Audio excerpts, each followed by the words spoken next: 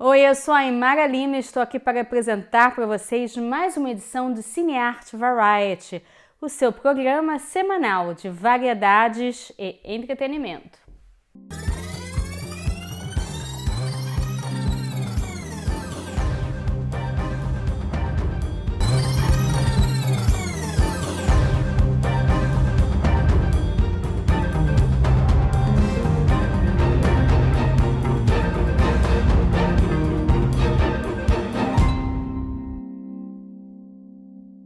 Hoje a gente vai conversar sobre um filme baiano, A Matriarca, filme dirigido por Lula Oliveira.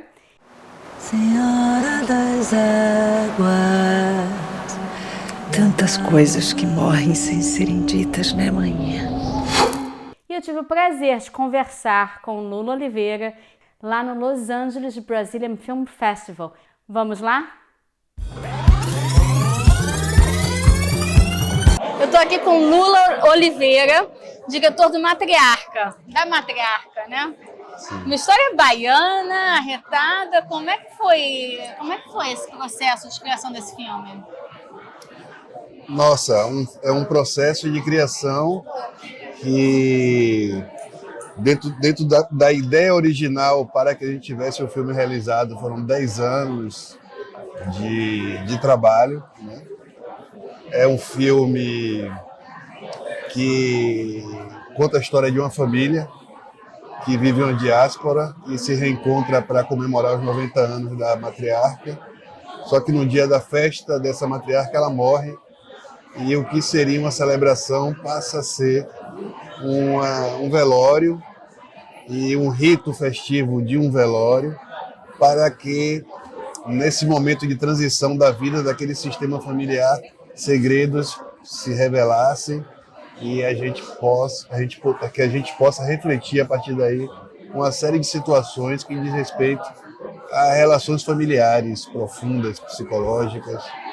O filme busca, nesse desafio de contar essa transição entre a vida e a morte, revelar a intimidade de uma família dentro de assuntos que o desafio talvez do filme maior fazer desses assuntos que são revelados nesses segredos temáticas universais que possam fazer as pessoas pensarem sobre as suas próprias famílias dentro desse universo que o filme apresenta na particularidade da história ficcional, né? O filme nasce de uma relação muito particular, que é o enterro de minha avó, porque é o enterro onde eu descobri na minha juventude, ali aos 18, 19 anos, o que a morte significa na vida da gente, né? E como é que isso se deu? Quando você está dentro de um processo, um rito do velório, que você tem contato físico com um corpo morto, que representava muito em vida, você se dá conta que a existência é efêmera e que aquele corpo físico representa muito pouco do que a alma em vida faz com que aquela pessoa se torne importante para sua memória e para sua existência, né? Então, o que é a vida, o que é a morte diante de um corpo?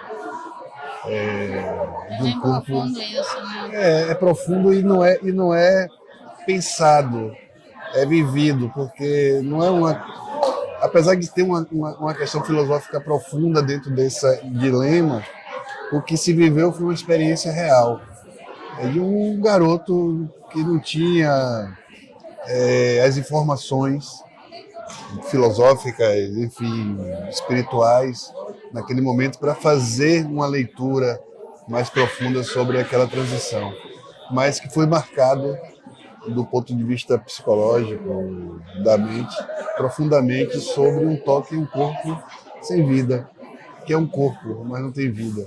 É diferente de eu tocar em você agora e sentir o calor da sua pele, e você da minha, se me tocar. Quando você vai para essa Tá outra... frio ou tá quente? Mesmo o frio do ar-condicionado nos traz nossa cultura, né? Da existência, mas quando a gente vai para esse lugar, ele é tênue e ele é profundo. Enfim, o filme ele traz esse germinar, do ponto de vista criativo, de um toque, né, de uma relação existencial e real, para tempos depois você entender de que maneira isso poderia ser usado num processo de uma ficção, de uma dramaturgia, né? E aí veio outras experiências, veio o cinema no Dogma 95, Lars von Trier, Thomas Vinterberg fazendo Festa em Família, que traz uma história de um cinema possível, no que eles falavam na época, vendiam na época, câmera na mão, cinema digital, mas ao mesmo tempo com uma potência dramatúrgica incrível, com um roteiro absolutamente bem trabalhado. E eu falo, não, eu tenho uma história para contar e existe um cinema possível para que essa história possa ser contada. Então, se a gente fala da gênese da Matriarca, eu diria que foram esses dois momentos. O momento da existência, da vida, se apresentando diante de um olhar de um jovem, e o momento de você perceber que existe um cinema possível com uma reflexão universal sobre temas que revelam a identidade daquele lugar, né? O Dogma fez isso com a Dinamarca, trouxe de alguma forma os aspectos culturais daquela cultura. Você pegou a Bahia, né? Ali é a sua terra, tudo. Ali, qual é aquela região da Bahia? Então, ali é o Baixo Sul baiano, que é uma região de transição entre o que a gente chama de Recôncavo Baiano e depois Salvador, e o sul da Bahia, né? O Baixo Sul, ele nessa transição que traz todo um recorte do descobrimento do Brasil, que os portugueses vieram do sul da Bahia, ali Porto Seguro, e vieram descendo a costa até chegar a Salvador. Nesse meio do caminho tem um Baixo Sul, uma região de belas praias, de manguezais, e hoje de uma cultura arquitetônica colonial portuguesa incrível, de um povo miscigenado, que a gente chama de caboclo, né? O caboclo é a mistura do índio, do negro, do branco, de muita alegria, muita festividade, de manifestações culturais singulares, como o Zabiapunga, que está no filme, que é uma manifestação folclórica que só acontece nessa região do Brasil. Enfim, então é uma região que precisava também vir à tona dentro de uma realização cinematográfica, porque tem muito a dizer sobre a formação do povo brasileiro também, né? Então a Bahia é muito conhecida pelo sul, pelo seu descobrimento, é muito conhecida pela sua capital, por Salvador, e o Recôncavo Baiano, que deu toda a construção do que a gente entende como baianidade, o imaginário da relação dos africanos que aqui chegaram. E o Baixo Sul é um pouco esse lugar de transição. Aquele ritual que teve lá, os rituais que acontecem hoje em dia ou são muito antigos? Quais rituais? Do enterro da matriarca. Aquele enterro é uma licença poética. Ah, ok.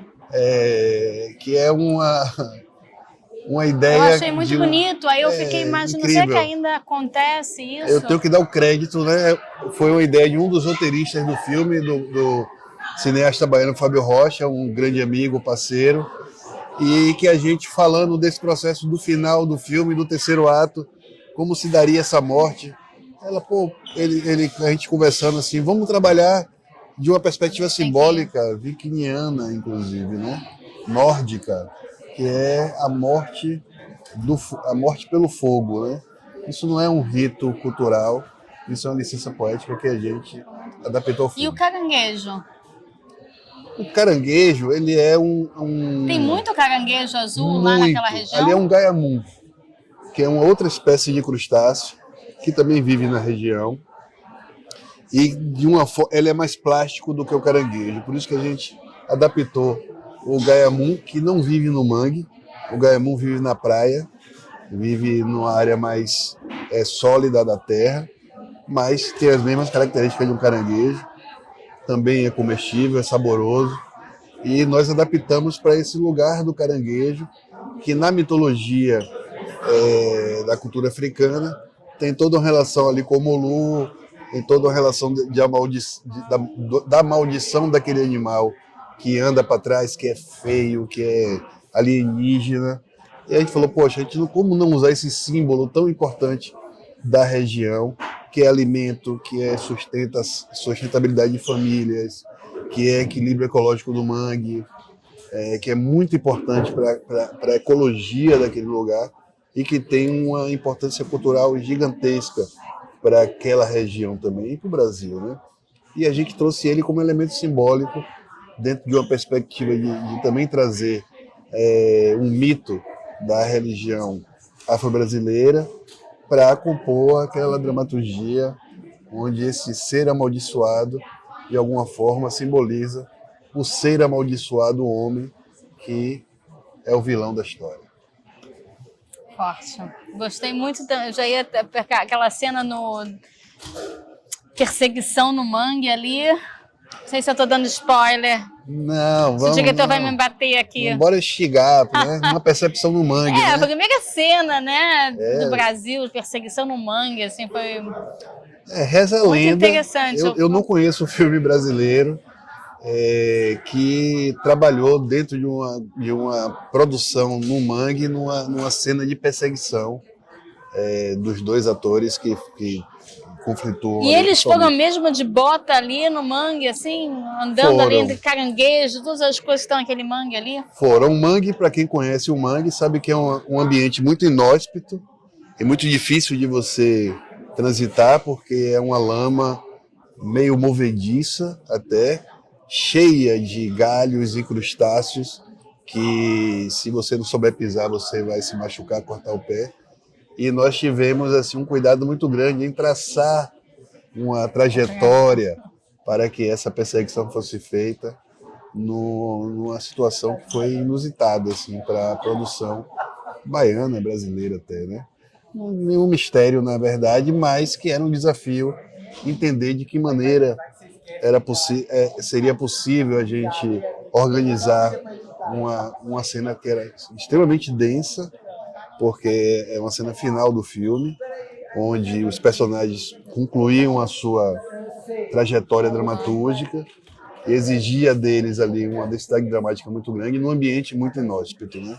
Então tudo isso fez com que a cena ganhasse esse lugar, esse espaço da singularidade, que é produzir em situações adversas, com pouca grana também, entendeu? Com pouco recurso, de baixo orçamento, como que se diz? que torna a galera mais herói. Guerrilha, heróis, grandes atores baianos, um grupo maravilhoso. Eu costumo dizer muito que a gente vive um cinema de trincheira. O cinema de trincheira é aquele cinema onde você continua na guerra, o tempo todo atento ao que pode acontecer do outro lado, para que a gente não perca o prumo do que a gente precisa conquistar, em avançar. Não é o que é uma trincheira, é um lugar de segurança para que você avance dentro dessa busca por uma conquista, né? A guerra nunca é uma metáfora muito boa, mas uma trincheira, independente da guerra, ela é uma metáfora interessante, porque é o lugar da proteção para aquele que quer chegar adiante num espaço de conquista. É o que a gente quer conquistar.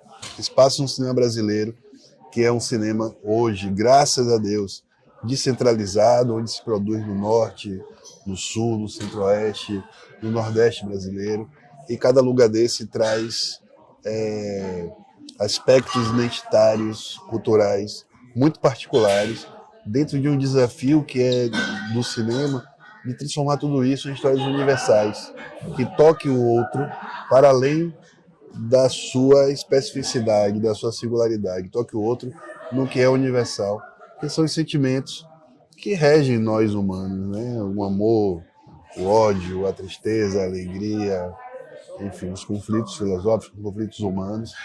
Então, esse é o cinema do Brasil, o cinema da diversidade e o cinema que se desafia o tempo todo numa busca constante para que continue no crescimento, evolução e que chegue ao mundo. Lula Oliveira, diretor do Matriarca, o primeiro longa-metragem dele, um filme super baiano. Assistam. Muito. Vamos lá? Muito obrigado por essa oportunidade de falar sobre o filme, falar sobre o projeto, de estar aqui no Labrife. E obrigado por essa entrevista e espero que ela corra o mundo. Eu também. Obrigada por ter vindo da Bahia pra cá pra prestigiar a gente. Senhora das Águas. Tantas coisas que morrem sem serem ditas, né, manhã?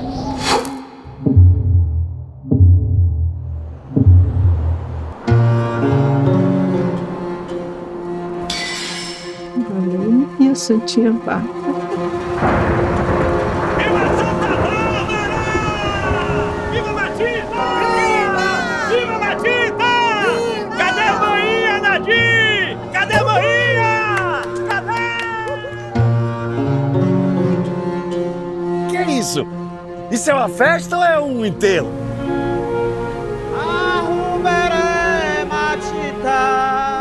Família é um laço que existe até quando a gente morre. C'est pour la naissance de notre enfant. Vamos falar o que interessa.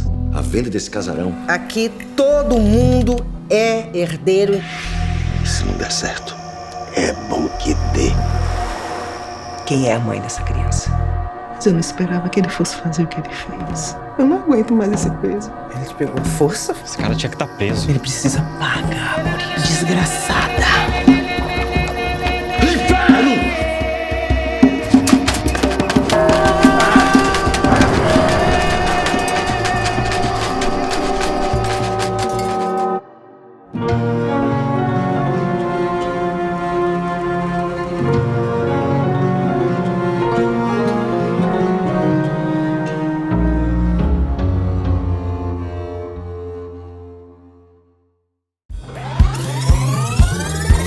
Gostaram? Nós também. Então vocês já sabem.